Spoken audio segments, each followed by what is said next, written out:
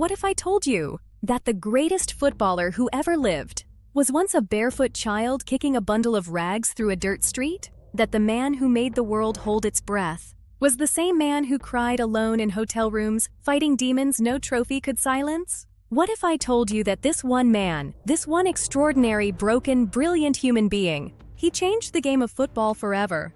Because today, we don't just talk about a player. Today we talk about Diego Armando Maradona, the man who changed football forever. October 30th, 1960, a boy is born in Villa Fiorito, a shanty town on the southern outskirts of Buenos Aires, Argentina. Villa Fiorito. Say that name slowly. It is not a place of dreams. It is a place where dreams go to die. Muddy streets, broken homes, hunger that never fully leaves. Life in Villa Fiorito was tough. Poverty wasn't just a backdrop for little Diego, it was a daily reality. But inside that reality lived a fire. He received his first football at the age of 3, a gift that would change his life forever.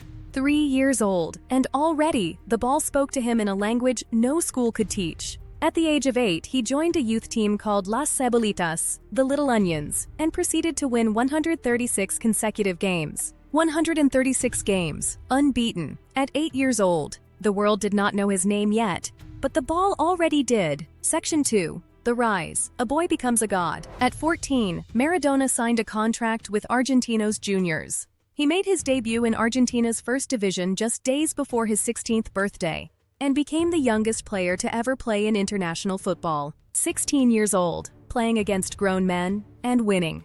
From Argentina, he moved to Barcelona, then to a city that would never be the same again, Naples, Italy, 1984.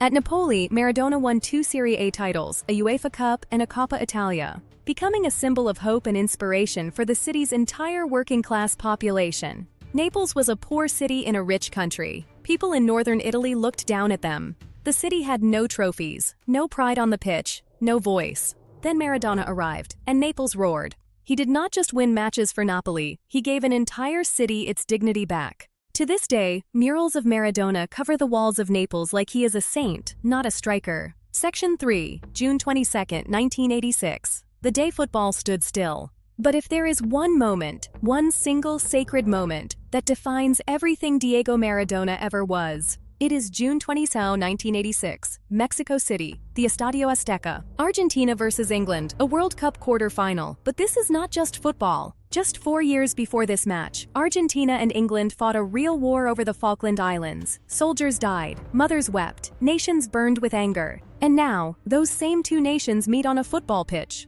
The tension is not just sporting, it is historical.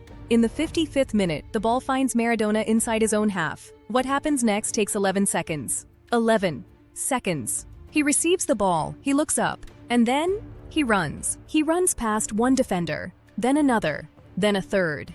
His body shifts left. His feet drag right. The defenders reach for him and find only air. He accelerates through gaps that should not exist. He dribbles past 5 England defenders before finishing calmly. The combination of technique, balance, speed, and confidence making it the ultimate definition of football genius. And Argentine commentator Victor Hugo Morales screams into his microphone, "What planet did you come from?" In 2002, FIFA voters from around the world were asked to choose the greatest goal of the entire 20th century. They chose this one. Not Pelé, not Cruyff. This one. Section 4, the other side of the coin, the broken man. But here is where the documentary gets honest. Because Maradona was not just a god on a football pitch, he was also a deeply, profoundly human man.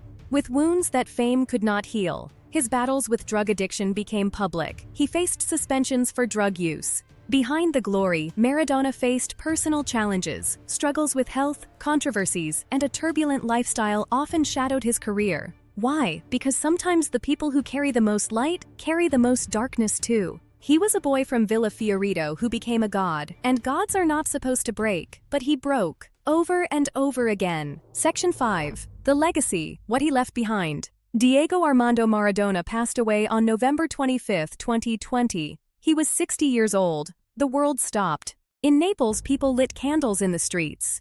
In Buenos Aires, a nation wept collectively. People sat in silence and felt the loss of something irreplaceable. His legacy is one of duality, a footballer of unparalleled skill who inspired millions, yet a man whose personal demons often marred his greatness. He symbolized hope for the underprivileged and a reminder that greatness often comes with imperfections. He was one of the 2 joint winners of the FIFA Player of the Century award, alongside Pelé. Zinedine Zidane once said, "He was the best of all time, better than Pelé." And Lionel Messi said simply, "He gave us so much joy, we will never forget him." Football has given us speed, it has given us power, it has given us tactics and technology and billion-dollar stadiums. But in 11 seconds on a June afternoon in Mexico City, it gave us something more.